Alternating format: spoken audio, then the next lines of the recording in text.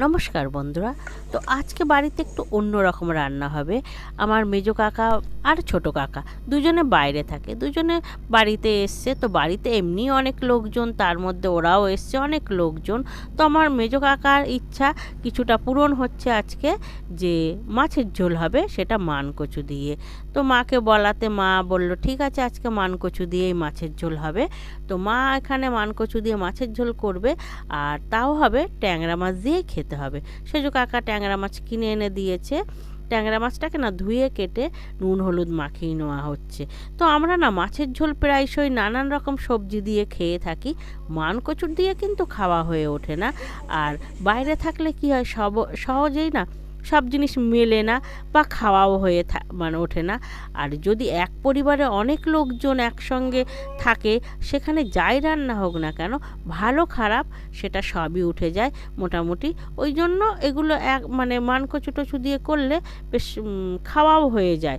আর এগুলো তো নিজেদের মধ্যে বাড়িতে ব্যস্ত জীবনে আমরা সবাই আছি, তাড়াতাড়ি যা হয় তাই আমরা মানে করে নেওয়ার চেষ্টা করি।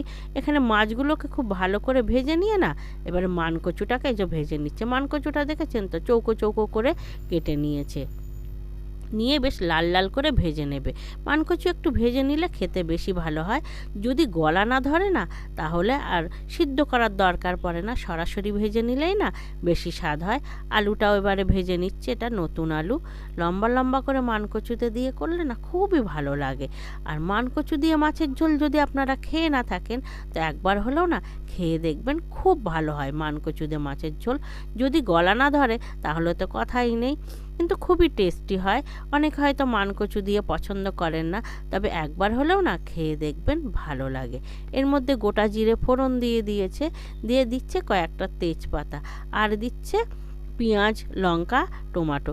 এগুলো হালকা লাল করে ভেজে নিয়ে এর মধ্যে মশলাটা দিয়ে দিচ্ছে।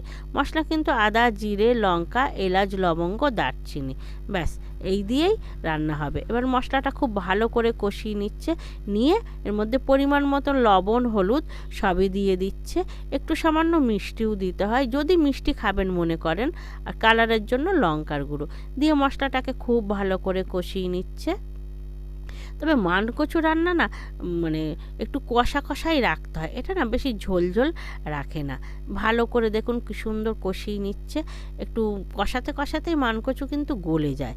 তো যারা মানকচু দিয়ে মাছের ঝোল কোনো দিন খাননি, একবার হলেও বাড়ি ট্রাই করবেন, খুব সুন্দর হয়। শুধু যে ট্যাংরা মাছ দিয়ে মানকচুর ঝোল খেতে হবে সেটা কিন্তু নয়, আপনি সব কিছু মানে মাছ দিয়েই খেতে পারবেন।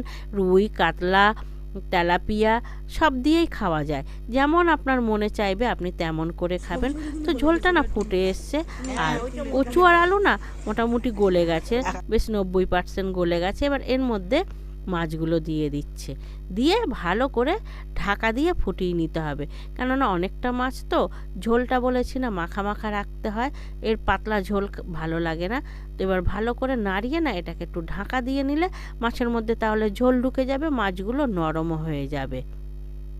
মাছগুলোকে ভালো করে পাতিয়ে ঝোলের মধ্যে দিয়ে দেয়া হচ্ছে। এবারে এটাকে ঢেকে মিনিট 2-3 না ফুটিয়ে নেব, তাহলে মাছটা নরম হয়ে যাবে। তো এখানে দেখুন আমার মা ভালো করে ঝোলের মধ্যে মাছগুলো না ডুবিয়ে দিয়েছে, দিয়ে এবারে একটা ঢাকনা দিয়ে ঢাকা দিয়ে দিচ্ছে। তো আজকে মেঘলা আকাশ, রোদ্দুর ওঠেনি, তাও কিন্তু আমরা মানে পিকনিক টাইপের উঠোনে বসেই রান্না বাড়া হচ্ছে, উঠোনেই খাওয়া দাওয়া হবে। এত লোকজন ঘরে, মানে শীতকাল তো একটা পিকনিকের মতন। তো মাছের ঝোল হয়ে এসছে, এবার মাছগুলোকে তুলে একটা অন্য থালাতে রেখে দেওয়া হবে। যেহেতু আমরা অনেক লোকজন, তো মানে ঝোলে মাছে রেখে দিলে ভেঙে যায়, ওই জন্য এটা তুলে আলাদা রেখে দিলে দেওয়ার সময় সুবিধা হয়, মাছগুলো আর ভাঙে না। তুলে এর ওপরে না একটু ঝোল ছড়িয়ে দিতে হয়, তাহলে মাছের মধ্যে ঝোল ঢুকে যায়। ওই কি বলে সব মাছ তুলে নিচ্ছে।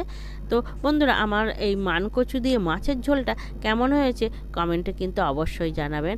আর পারলে একবার বাড়িতে যে কোনো মাছ দিয়ে আপনারা মানকচু দিয়ে ঝোল খেয়ে দেখবেন, খুবই ভালো লাগে, খুবই ভালো লাগে। তো এইভাবে ঝোল রান্না করলে আরও বেশি টেস্ট হবে। তো আমার মায়ের ঝোল হয়ে গেছে, অন্য পাত্রে একটা ঢেলে দিল। আর কমেন্টে কিন্তু জানাবেন কেমন হয়েছে রান্নাটা মায়ের।